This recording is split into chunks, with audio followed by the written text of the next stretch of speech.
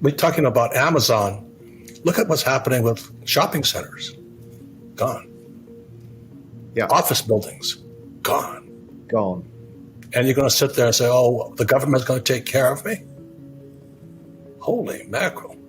What we're doing with AI today. But that's all I knew. I can't believe what they're doing. AI is going to take over machines. Look, I thank you for telling me about Bitcoin. Not that my mind was closed to it. It's not my strike zone. When Rel said buy Bitcoin, it forced my brain open. And so my question to you is, when's the next entry point for me? Right now is my answer. Really? Well, just yesterday, I was at my dentist's office with a guy as old as me, and he's showing me my teeth via AI. Now, Rel, I had no idea what he was talking about. But he's an old guy, an old dentist. He was blown away. He says, these are just your teeth. What we're doing with AI today. But that's all I knew. An old guy, an old dentist, just going, I can't believe what they're doing. And so he and I were conjecturing, like we're doing now, what happens tomorrow. And what he said is that AI is going to take over machines. Yeah, I mean, look, we've all seen this machine learning and AI coming, and then suddenly that chat GPT happened, and suddenly human knowledge has become scalable. That is something, yes, books did that before, but not in the same way as this. It means we've got infinite knowledge accessible anywhere all the time in a way that we can't understand. So I think it's one of the most powerful technologies the world has ever seen. And when you hear people like Sam Altman talking about it, they don't even know how these things learn. There's an amazing documentary about DeepMind, the Google version, when it beat the best Go player in the world. And there was this moment where it started playing Go like no human. And they're like, well, it's clearly gone crazy. It's mad. It doesn't work. And then it won every single game ever since that date. And it had learned itself how to play the game of Go in a way no human had ever done before, played moves that no human had done, and had strategies that they didn't know.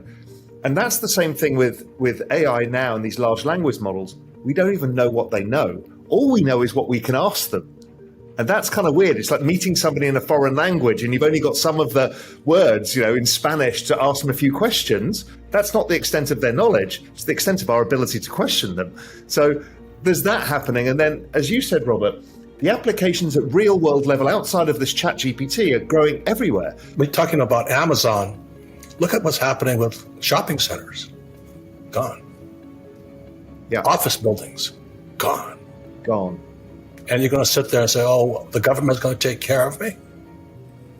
Holy mackerel. Well, it goes back again, Rel, to Rich Dad Poor Dad, based upon two words, asset versus liability. What's an asset? What's a liability? It's called financial literacy. How do you define an asset and how do you define a liability?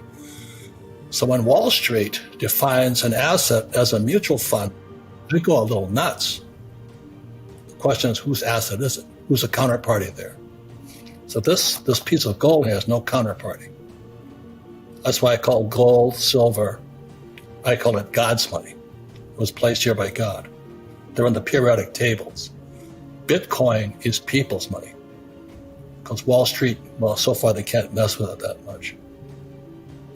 And so he goes into financial literacy definitions. What is an asset? What's a liability? So that's why I know he's hated by a lot of people, but Trump and I are really good friends. And we talk about how we create our own assets. What an entrepreneur does is I don't need Wall Street and I don't need the Fed, anybody to create my assets. I create my own assets. I don't want anything that you can mess with. I don't want any of this stuff here. I want this stuff here. So I invest in cattle. You know what I mean? It's hard to digitize a cow. Do you know what I mean? So I have cattle. And then the way I make my money is when I was 15 years old, growing up in Hawaii, there was a dairy nearby. And then it had this guy called the breeding bull. And so this big bull sits there, and all they did was drag cows in front of him. His only job was to do what every man wants to do, is be a breeding bull. So I'm 15 years old going, ooh, I want that job. So when this opportunity came up to buy a Japanese breeding bull, Wagyu bull, I said, oh, good, now I'm a Japanese breeding bull. So the Fed cannot print Wagyu bull semen. So I sell it. Does that make sense to you? Yeah, absolutely. Anything they cannot print, I'm in. I invest in oil. But I don't invoice, I used to work for Standard Oil as a third mate on their tankers. So I understand the oil industry. But I don't invest in the stocks, I invest in the oil. But that's step one. Step two, I thank you for telling me about Bitcoin. Not that my mind was closed to it. It's not my strike zone. I mean, it's not what I understand. I'm so technologically obsolete, I barely use a cell phone. So you've got to have friends. Like when Rel said buy Bitcoin, it forced my brain open. And that's the beauty of YouTube and all this. I have access. Like I listen to you, like Jim Rogers.